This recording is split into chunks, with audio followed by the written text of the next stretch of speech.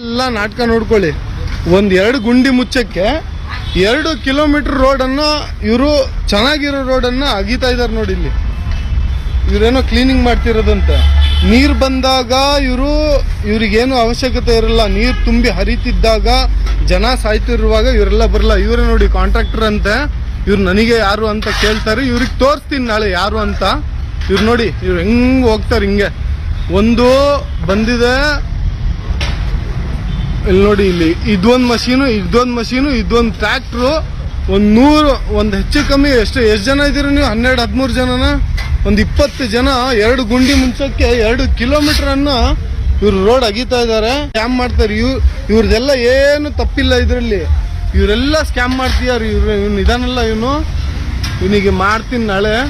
ಇವರೆಲ್ಲ ಪಾಪ ಇವ್ರ ಕೆಲ್ಸದವ್ರು. ಬೇರೆ ಏನ್ ಮಾಡ್ತೀರಾ ಇಲ್ಲಿ? ಎಲ್ಲಿ ಒಂದು ಗುಂಡಿ ಇಲ್ವಲ್ಲ ಸರ್ ಇಲ್ಲಿ? ಇಲ್ಲ ಸರ್, ಅಲ್ಲ ಎಲ್ಲಿ ಇದು ಕ್ಲೀನಿಂಗ್. ಈಗ ಯಾಕೆ ಕ್ಲೀನ್ ಮಾಡ್ತೀರಾ? ಕ್ಲೀನ್ ಮಾಡ್ತಾ ಇದೀವಿ. ನಿಮ್ಮ ಹೆಸರು? ನಾಗೇಂದ್ರ. ಏನು ಕಾಂಟ್ರಾಕ್ಟ್? ಕೋರಮಂಗಲ ಟಾನಿಕ್ ಇದೆಯಲ್ಲ, ಅಲ್ಲಿ ಇವರು ರೋಡ್ ಹಾಕ್ತಿರ್ತಾರೆ. ರೋಡ್ ಏನಕ್ಕೆ ಹಾಕ್ತಿದ್ರು ಅಂದ್ರೆ ಚೆನ್ನಾಗಿರೋ ರೋಡನ್ನ ಕ್ಲೀನ್ ಮಾಡಿ ಮತ್ತೆ ಹಾಕ್ತೀವಿ ಅಂತ ಹೊರಟಿದ್ರು. 2 ಗುಂಡಿ ಇರೋದು. ಅಮ್ಮಮ್ಮ ಅಂದ್ರೆ ಒಂದು 5 ಗುಂಡಿ ಇದಾವೆ ಇಡೀ ರೋಡಲ್ಲಿ.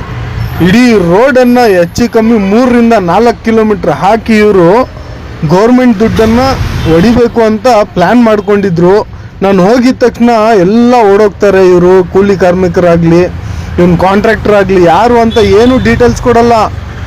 2 ಕಿಲೋಮೀಟ್ರ್ 3 ಕಿಲೋಮೀಟ್ರ್ ರೋಡನ್ನು ಹಾಕಬೇಕು ಅಂದರೆ ಇವರು ಎಷ್ಟು ಪ್ಲ್ಯಾನಿಂಗ್ ಮಾಡ್ಕೊಂಡು ಬಂದಿರ್ತಾರಂದ್ರೆ ಸರ್ಕಾರದ ದುಡ್ಡು ಕೋಟಿ ಹೊಡೆಯೋಕ್ಕೆ. ಇವನು ಯಾವೊಂದು ಕಾಂಟ್ರಾಕ್ಟರ್ ಇದ್ದಾರೆ, ಇನ್ನು ವರ್ಗ ತಲುಪೋವರೆಗೂ ಗೌರ್ಮೆಂಟು ಇವನಿಗೆ ಬ್ಯಾನ್ ಮಾಡಬೇಕು. ಅಲ್ಲಿವರೆಗೂ ನೀವು ಇದನ್ನು ಶೇರ್ ಮಾಡಬೇಕು ನೋಡಿ.